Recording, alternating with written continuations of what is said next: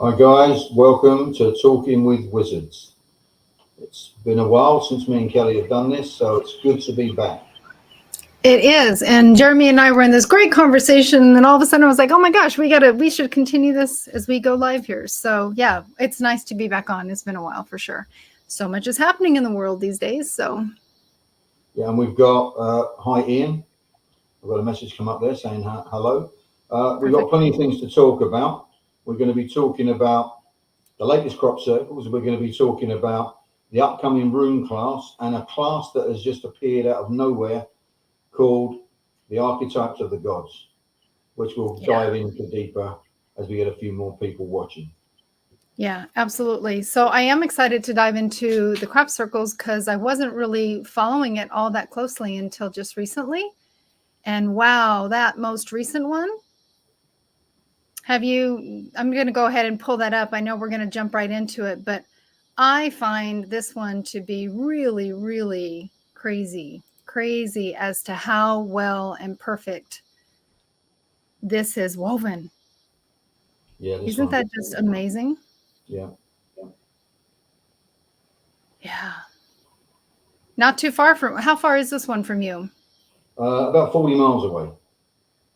Okay. But Hey, if you Kimberly. look, you go dive deep into these spirals on each one, they've got the little basket right in the middle there, really. Really intricate. Let's see if I can pull up a more specific picture. I know I saw one on Facebook. I'll see if I can download it while we're, oh, here, this is a little bit better. From the top. Yeah, so that's a different one, that one there with a 5-pointed star, but this is a pentagram of some sort as well. Yeah. I don't know. It's so intricate. I'll see if I can pull up that other image. I just lost it altogether.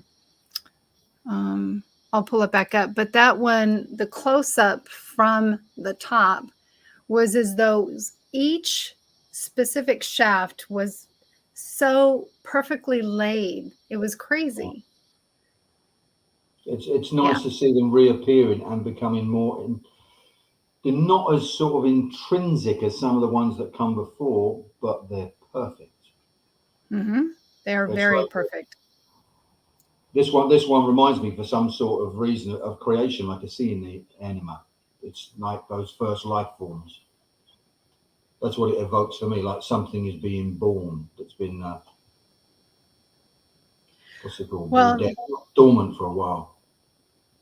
Kind of feels like where we're at right now. I think there's so many changes all over the world that we're all experiencing. I think everybody's navigating their own threads, of course, but so much change going on.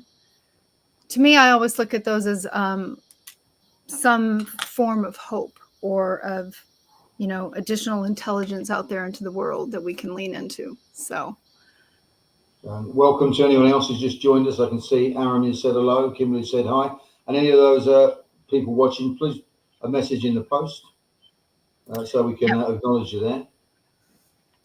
Yep. So we are on Facebook and YouTube, but just recently we launched a TikTok channel. I know that Jeremy, you've had one under Odin and Avalon, but we just recently put one together for the Northern Gateway. And one of the reasons behind that, it's definitely, as those that have been following us for a long time know, we're not really big social media folks. I know that I'm very, very rarely on it. But more importantly for us, it's about capturing the stories and sharing the information so that the generations that are, quickly going by all these videos and things of that nature, that perhaps they can lean into some of the historical nature of the ancestors, which is what the Northern Gateway is about. Yeah, it's interesting. So I was just telling Kelly before we came online that I guided some people on the land on Thursday, and one of the ladies was a choreographer from LA, and she'd just done the choreography of turning The Secret Garden into a dance, a ballet. And I suggested the story of Blodaiwith would make a wonderful ballet. And she said, wouldn't that though? For any of you who don't know the story of Blodaiwith, look it up. It's a beautiful story, and it would make a wonderful dance. That would be a wonderful dance. I actually was speaking with one of our tribe members about Blodaiwith this weekend or this last week, and it is a beautiful, beautiful love story, a dance between the day and the night in so many regards, Yes, but it's once beautiful. again, she gets a lot of bad press for Die with because she betrays her lover, but it's not her lover; it's somebody she's made to love. Her lover is the shepherd boy who plays the flute, who enchants her. So she doesn't really betray her lover; she betrays, I suppose, her captive. Right. It's how we perceive what love is. I do suppose planning to kill him still not good, but we do Well, this, you know. well, so many of the stories, of course, are told most, and this is something that we talk about quite deeply within the initiation, which we have our final initiation this year, Samhain, beginning in October. But so many of the stories are obviously told from the male perspective. Yeah. And so part of the dialogue that we go into is why that is, but how could it be interpreted different from a female point of view, and what was, for instance, Freya really dealing with when she made her choices.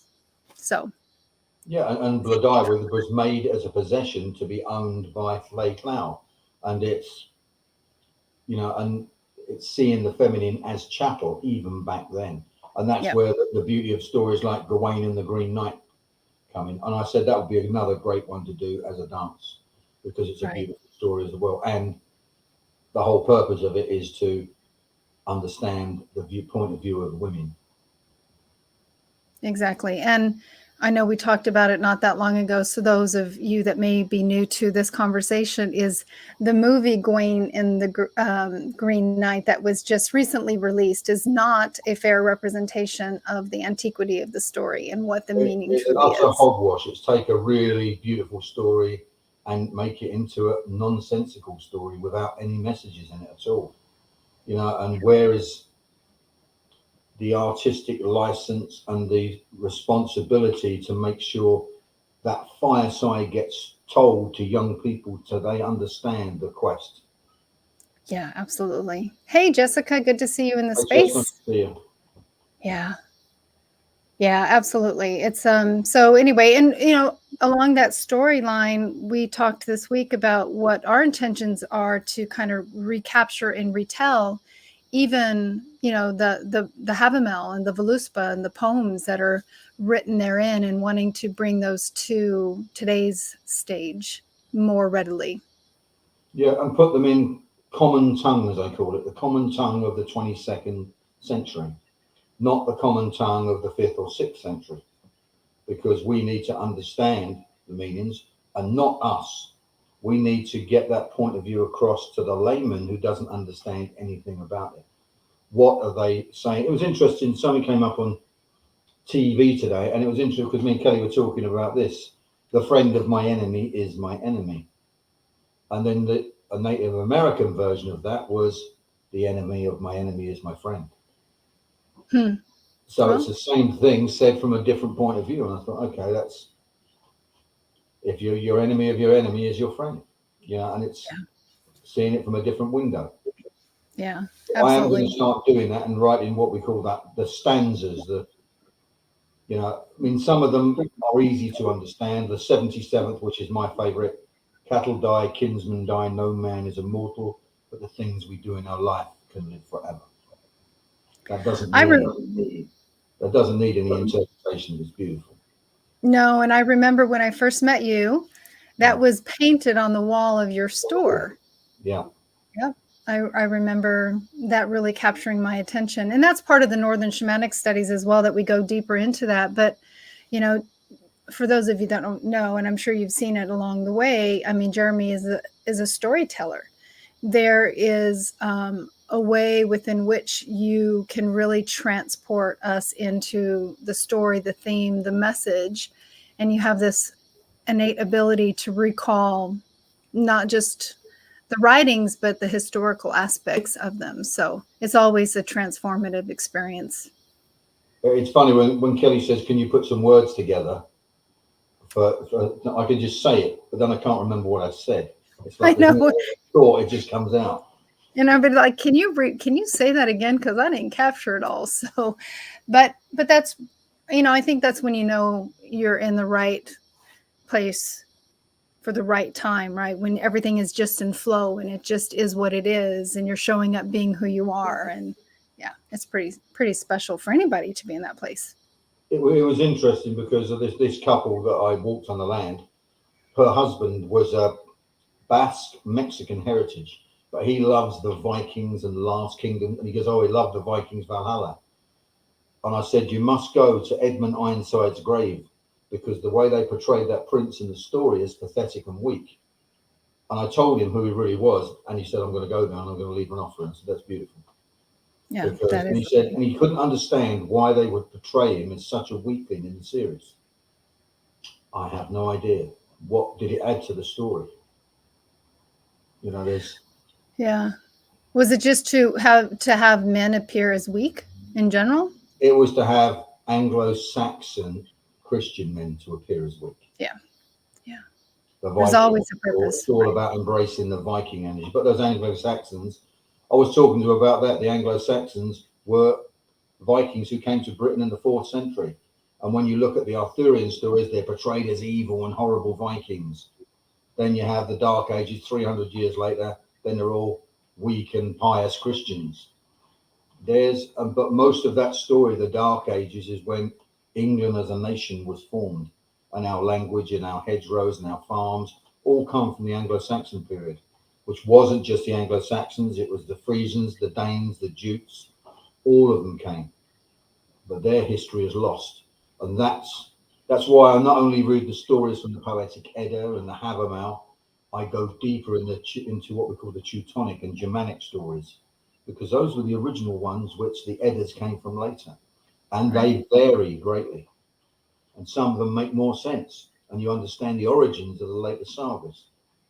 And I do believe as a storyteller, we must honor the origins. We can add our touch to it. We can make it ours. We can say it in our tongue. But the essence of the story must be true. And that's the same with the one latest. Is it called The Northman, the latest one of the movies? The Northman, yep. Yeah, which is the story of Hamlet or Hamlet, which Shakespeare wrote. You know, it was great up until the very end when he dies naked fighting around a volcano. In real life, he actually went on to be one of the greatest Scandinavian kings. Why did they have to kill him around the volcano? I don't know. I understand it. Story. Yeah, it is interesting where they, what their purpose is. But so I'm curious along the same thought, there's a movie that I happened to come across a preview for, I think it's about Richard, the Lost King. And Yeah. it's about the woman who found him buried in the parking lot or something of that nature. Yeah, which is the third. Yeah. Can you give a little bit of background on that? I'm just curious because I really don't know. So the death of Richard III is what we call the end of the War of the Roses. It's the Battle of Bosworth Field, and he was struck down. And when he died, Henry VII took the throne, and then the Tudors took the country. But there was many people from what we call the House of Plantagenet, which was Richard the Lionheart and Eleanor of Aquitaine's family. So he married a queen called Elizabeth, who was of the Plantagenet family, to bring the two families together. And Richard was the one who was supposed to have killed the boys in the tower, the twins in the tower.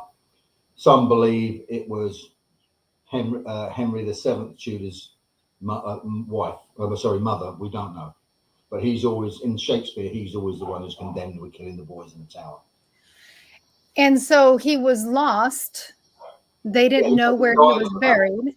He was not only killed, he was stripped naked and hacked to death on the battlefield, but they never found his body. He was among the thousands who died on the field. Right. But then they found his body in the car park, a pub car park. Right, which is really I'm really looking forward to this when it's released because it's this woman's journey to putting the pieces of the riddle together and she's just following the threads, to whatever she's coming across, and it became kind of her purpose. So I'm really curious about the story. And it's interesting that Shakespeare portrayed him as a hunchback, but when they weren't sure, but this body that they found in the car park did have curvature of the spine. So we don't know. Ian's asked, would you say Freya and Frigga are one and the same goddess? My personal view is Freya is an aspect of Frigga. In the sagas, you'll have the 12 handmaidens of Frigga, and there's one called Gefjon, who is actually supposed to be Freya in disguise. But it's the aspect of the maid. Freya is the maid, the youngest. and the youthful woman. The mother Frigga is maid and mother, but the maid can't be mother. And then you have the hag or the crone, who is maid, mother, and crone. And the mother can't be a crone until she reaches a certain age. So there are aspects of the triple goddess. So when we and Kimberly, I'll look up for Kimberly's asking what the name is of the movie, but I want to circle back. I'll find that for you and post it. But I want to go back to the Frigga and Freya conversation too, because that's part of what we're going to be doing as far as the deep dive into the archetypes of the gods. Yeah, yeah, and it's really interesting because the archetypes classes started because one of my students, we were working with the initiation and working with the 9 handmaidens of Avalon, the 9 archetypes, the 9 archetypes, and the aspects, and they're different for each of us. And somebody said, "Would you do a class working with the archetypes?" So I said, "Yeah, we'll work with the archetypes of the different ones they are: the mother, the daughter, the brother, the lover, the friend, all of those." But as we started the class was pretty sort of much, with all honor and respect due, hijacked by the Norns. They sort of took over. There was nothing really to do with me and Kelly anymore. They wanted to show people through Verdandi, and Skull the different aspects of each of these archetypes. And then one of our other students said to Kelly in a conversation, "How can we work with the archetypes of the gods?" And instantly we just realized straight away that's going to be a class again that will be completely led by the Norns. We'll just let them. Well, and it's so interesting because we hadn't, I mean, it really was a fluke. And like you said, it's the Nornian energy. It's this energy that they're making themselves so extraordinarily present. And I think it has so much to do with the trying times of the world.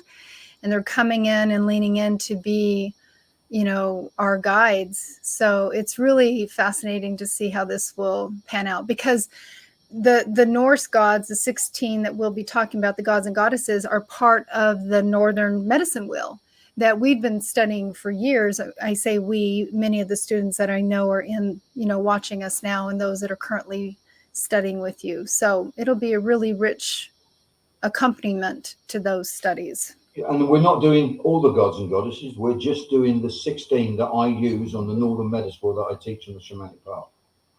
And they will be, we'll start with Bragi and Iduna, and then we'll finish with Odin and Frigga, and we'll go around the wheel of the year. So it's 16 classes, whereas the archetypes before was 9. And I'm really looking forward to it because I have no idea what's going to happen. Not only are we evoking the Norns, right, and that's what of these deities as well. It's always fun. It's like when we did the second initiation, those first classes, when we do them, are so, I mean, the subsequent ones are always as rich, but those first ones were always like in awe. And even this last decoding one, even though we've dealt with all those archetypes before, you and myself, because we journey along with everybody else, we are again represented with another layer of the onion of our riddle. It's like the enemy, which is the final class in the decoding of the archetypes class, was much different this time for me than it was the first time. So it gives us a chance to dive in and heal whatever aspect that is. But again, going back to this one, I'm super excited about what's going to be shown. Yeah, and the last archetypes class was very different for me because I was going through the initiation of losing my father.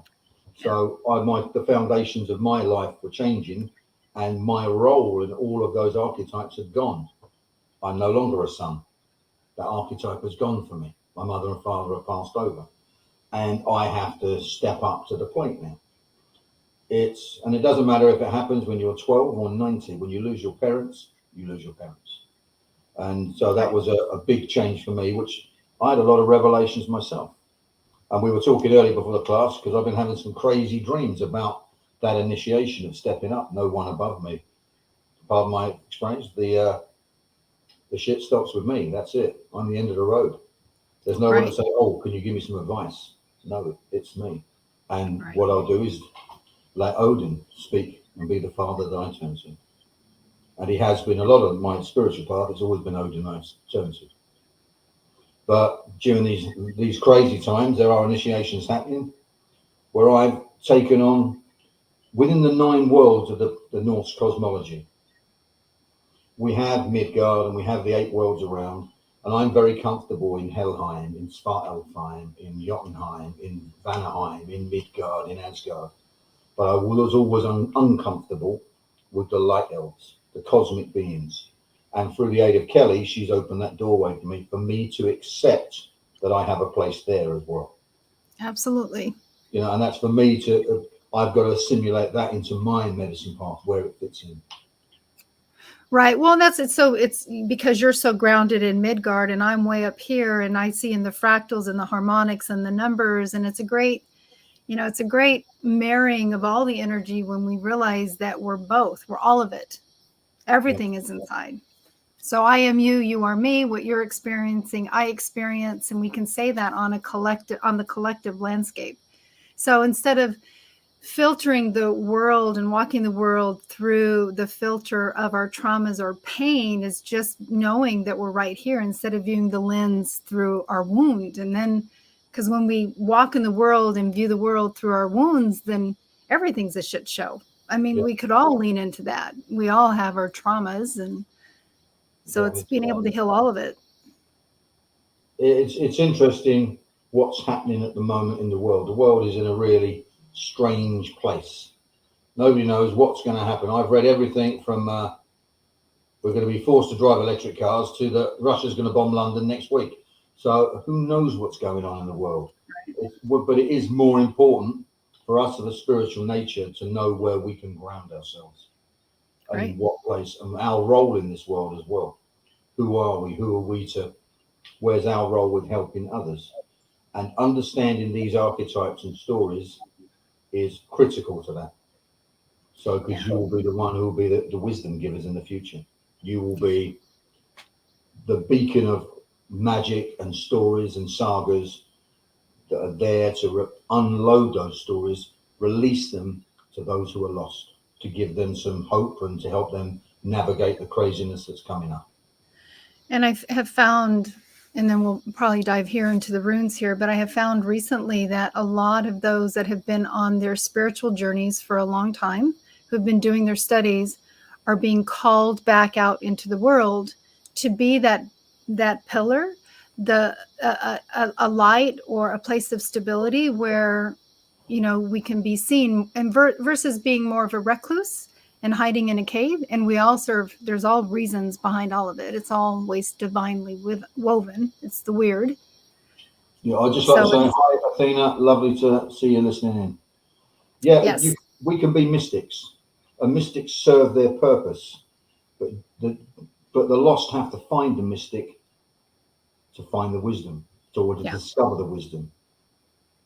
But most of the everyday people on the rat race living in the world have no idea how to seek out a mystic. That's why we have to shapeshift and go amongst them and speak to them in their tongue, not our tongue, not Old Norse and chant runes in the ancient language, but to speak in the modern tongue so we can guide them in their lives, to talk about them, whatever they need. And is that, do we take on the role and Odin and walk amongst people? Yeah, that's what we're supposed to do. Yeah. And tell the stories. I love the land and telling stories.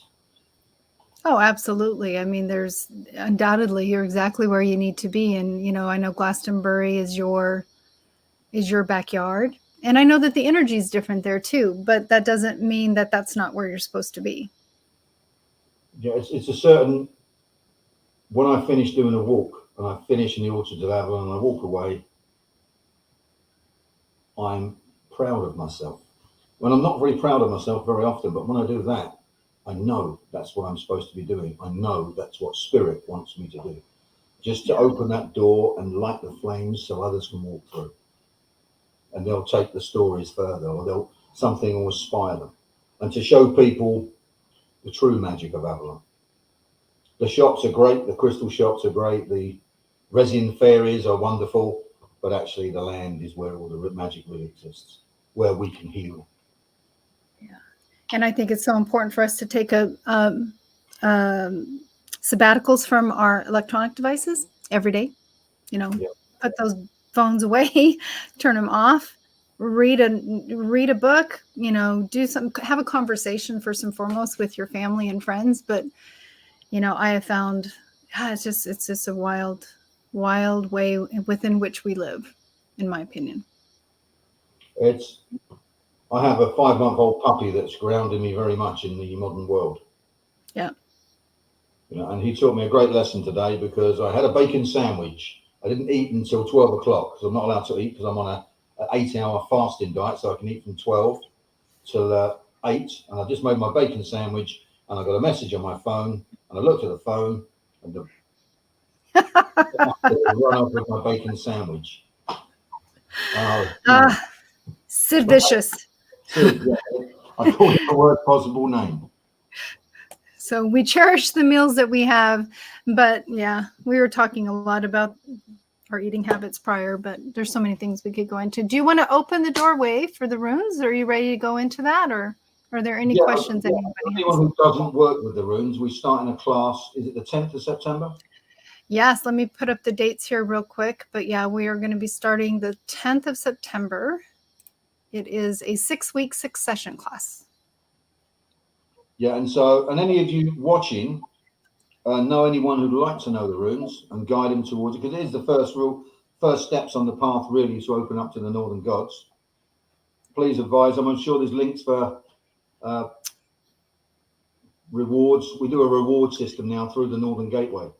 Yeah, absolutely. So if anybody is on the website, in the lower right-hand corner, there's a little green, looks kind of like a ticket. And then, of course, on the menu, there's an informational page on the Northern Gateway Rewards Program.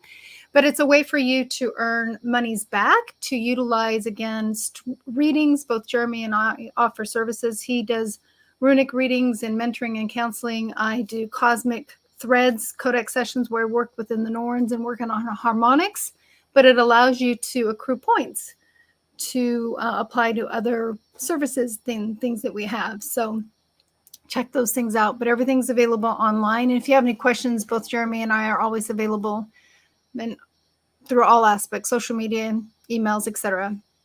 You can find us. We're around. I'd just like to ask Kimberly, what colour was I glowing when I was talking about the bacon sandwich? Is it the hungry color? Is there a hungry color? I wasn't a happy camper. Wouldn't mind. I just fed the dog about 5 minutes before. They got fed before me. So for those of you listening, close your eyes, listen to the sound of my voice and imagine the doorway's open. Manas, manas, manas. Me, ma, mu, mo, me. Manas, manas, manas. Am, im, em. Manas, manas, manas. So if anyone has a question they'd like answered by the runes, hi Kate, nice to see you in the group. Please think of your question and post 3 numbers in the group, and then I will pick them and cast them. And hello, Kate. 3 numbers between 1 and 24. So post your question and 3 numbers. All right. So Ian is first to pop in. Yep. And his question, I'm going to pop it up here, is what does Spirit want me to do with numbers 2, 5, and 9? Thanks, Ian.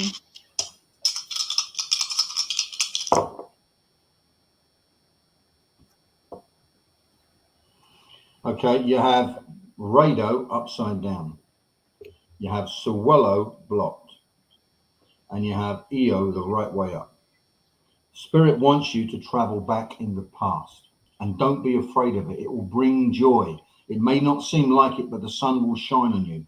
When you focus on trying to understand who you were in the past, who you are, and what you're supposed to do becomes more clear. Bless you, brother. Beautiful. All right. And Athena, so good to see you. All right. I am at a crossroads and don't know where to go next. And the numbers are 7, Yep. 12, and 2.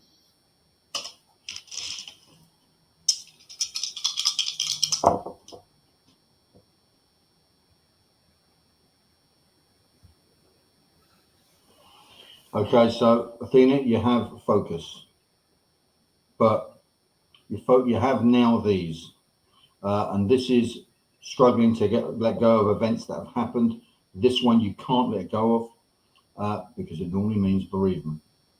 So hold on to that and heal yourself. You are the healer, but this time is about doing everything you possibly can to heal you first before you start walking the path of the healer to heal others.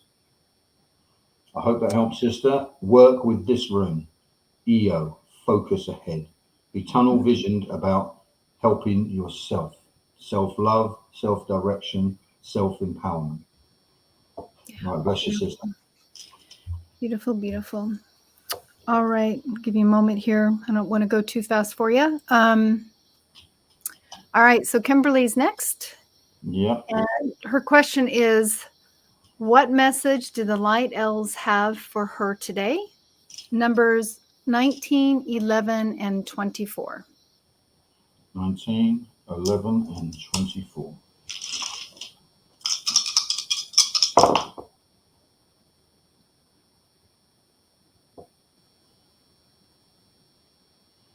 So, Kimberly, you have Sawello the right way up. Beautiful. You have Ingaz, which, even though shamanically it means Vanaheim, Ingi Frey is the king of the light elves, watching over them. But it's telling you to rest. What they want you to do at the moment is not work with them. Don't plant any seeds because that path is blocked. Just be still on the land and wait for the season to change. But it's all good. So Wello at Ingaz is wonderful. So think about not Vanaheim, but Freya's brother who migrated to become the Lord of the Light Elves. But just connect, don't do anything for a while. All right, bless you, sister. Awesome. Awesome, awesome. All right, so next we have Arami. And her question is, what will the outcome of signing on to do this latest business venture be?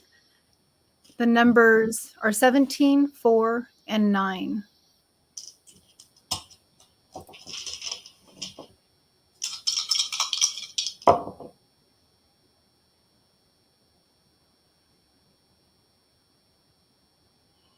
So you have AWAS blocked.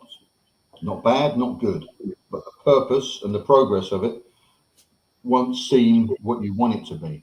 But you have Sawala. All will be well in the end. You also have Gibo in the crossroads position.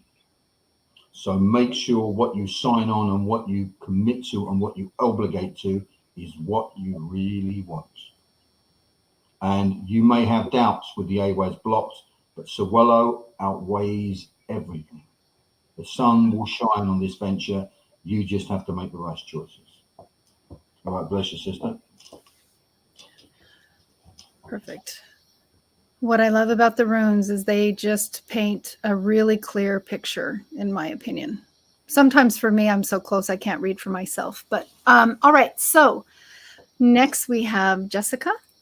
Yep. And Jessica's question is, she has 2 linked situations happening right now, one more serious than the other. Could you please ask Odin for help or advice? And could you please pick the 3 runes for her? Situations. What is Odin's advice in your situation? And she wants me to pick the runes.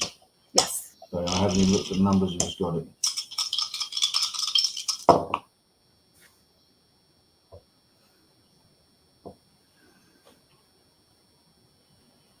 So, Laguz, upright. Love. Deal with everything with love. Ingaz, it's around men and enchantment, the sexual energy, but also to act. Don't sit on the couch thinking about it, do it.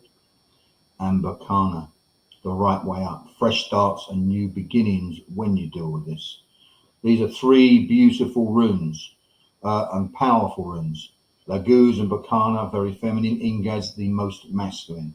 But this is like a mother loving her son. There's some sort of relationship issue here, and it is a mother to a child energy. Okay, Jess, I don't know if that makes sense, but that's what Odin's shown us. Beautiful. Okay. All right. So the next question is from Lindsay. Hello, hello. She says her path has taken a new turn over the last few days, and should I follow it? The numbers are 3, 11, and 24.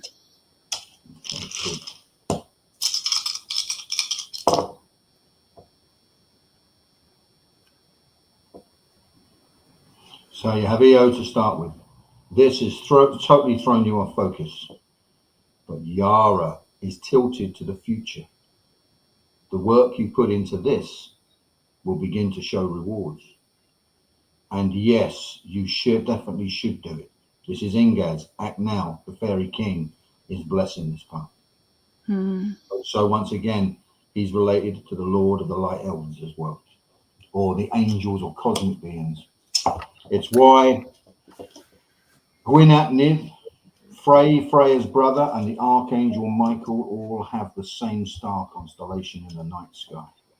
They're the same being, all with a flaming sword. It's just how they appear to you. Yeah, that's perfect. All right. Kate has a question, and her question is, what should I focus on to guide me forward spiritually right now? 4, 22, and 12.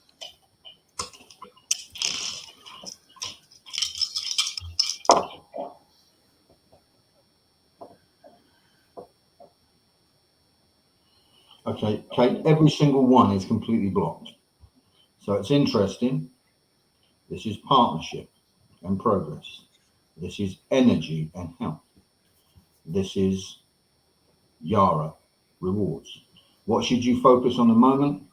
Getting your own health right. Don't take on any partnerships you can't do. Don't take on any extra work.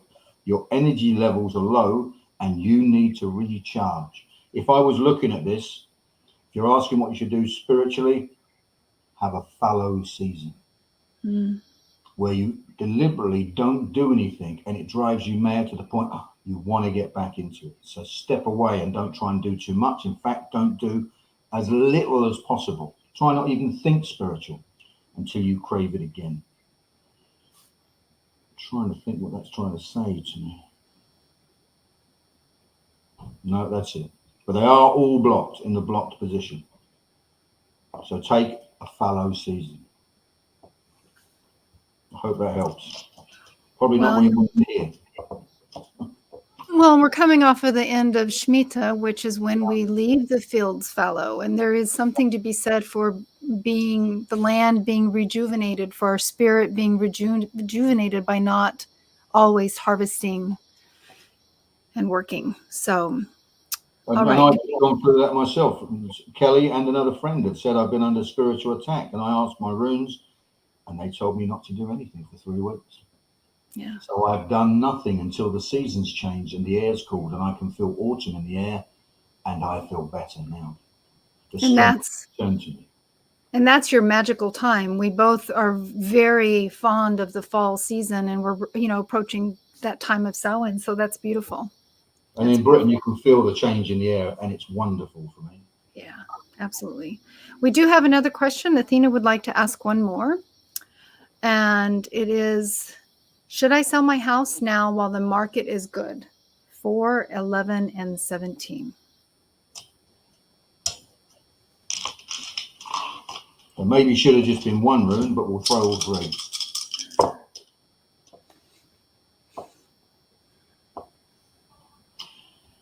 Eo, upright. Focus on it. Perthro, the right way. Yes, now is the time to take opportunity. Gibo, commit to it and sell it as soon as possible. Wow. Well, that's pretty powerful and very clear. Very, very clear. Couldn't get any different. Yeah, absolutely. So we don't have any other questions in the room right now, but I would love for you, if you are open to it, would you just do a general read just for the energy that we are as a collective that we're currently sitting in? So I will sit with the runes and I will ask Odin what he wishes to show us, what he wishes for us to focus on. How may we all in the world around us navigate the days ahead?